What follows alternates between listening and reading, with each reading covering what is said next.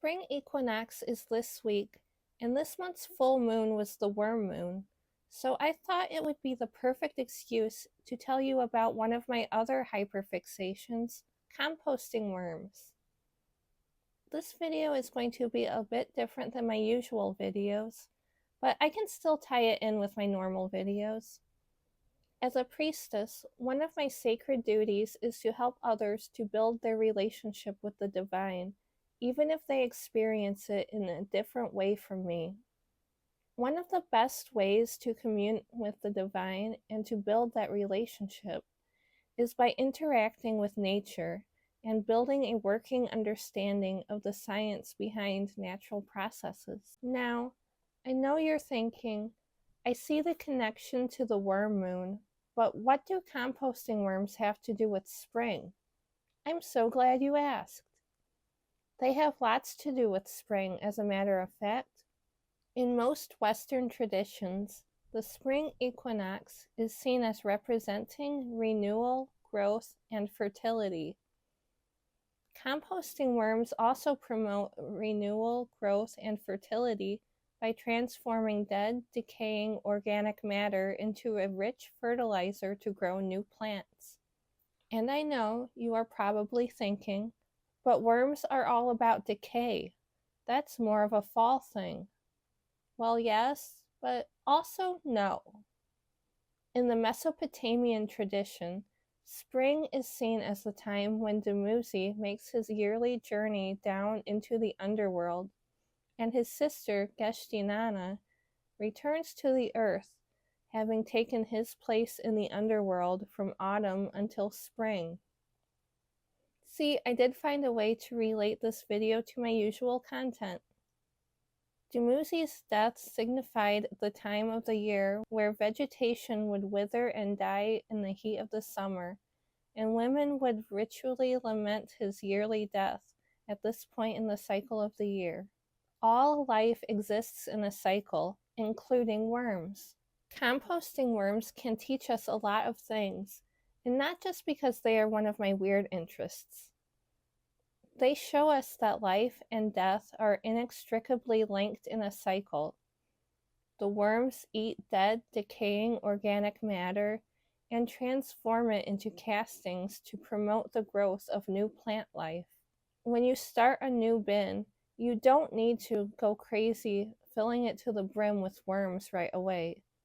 They maintain their own optimal population levels for the habitat that they are in, and they reproduce pretty fast if your bin conditions are right. So a handful of worms will quickly turn into as many as your particular system can support. How do they do this? I'm so glad you asked.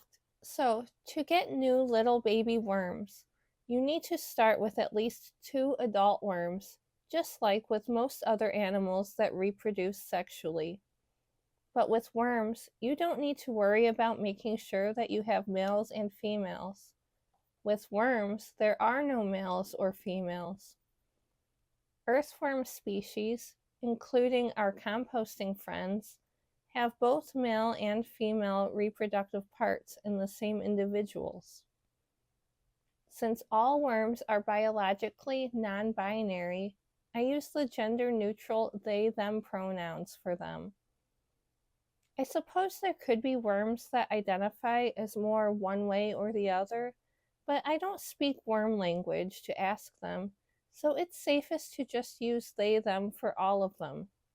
Though each individual worm produces both eggs and sperm, they still need to find a partner to make cute little baby worms. Like most animals, they can attempt to make babies by themselves all they want, but they just end up with a big mess on their hands. If they had hands, which they don't. Which I guess is why they require a partner. You might have noticed that mature worms have a little bump on their bodies near their head. This is where some of the worm's reproductive doodads are stored. It's called the clitellum.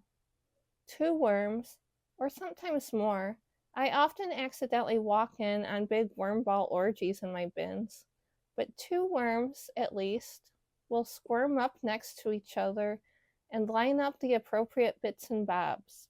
They trade sperm to fertilize their eggs, and then they each form a cocoon by secreting a mucus-like substance from their clitellum. The mucus gets pushed up over their heads with the eggs and sperm trapped inside, and eventually comes off, forming a tiny yellowish, sort of lemon-shaped cocoon. Each cocoon contains multiple eggs. I've seen different estimates for how many worms each cocoon can hold, but you'll get at least a few from each one. It takes about 3 weeks or so for the cocoon to hatch, depending on the conditions in your bin. If it is too cold or too dry or whatever, the babies will wait until conditions are better before fully developing and hatching. It takes about 42 days for newly hatched worms to grow into adult worms, and each mature worm can produce 1 to 3 cocoons per week. So your bins will fill up with enough worms to process all your kitchen scraps in no time. Also, I wanted to point out, you have probably heard that if you cut an earthworm in half, it will become 2 worms. This is absolutely not true. You will just end up with 1 dead or severely injured worm, depending on where you make the cut. So don't do that. If you want more worms, just wait for them to make more naturally. Since worms' bodies are mostly water, when they die, they break down quickly and become part of the compost, so you'll rarely ever encounter a dead worm in the bin. They just cycle through, going back into the soil from which they were born. Just like everyone else on this planet, I suppose. Worm or non-worm, we all become worm food in the end. Thank you for watching. Don't forget to like and subscribe, and I'll see you next time.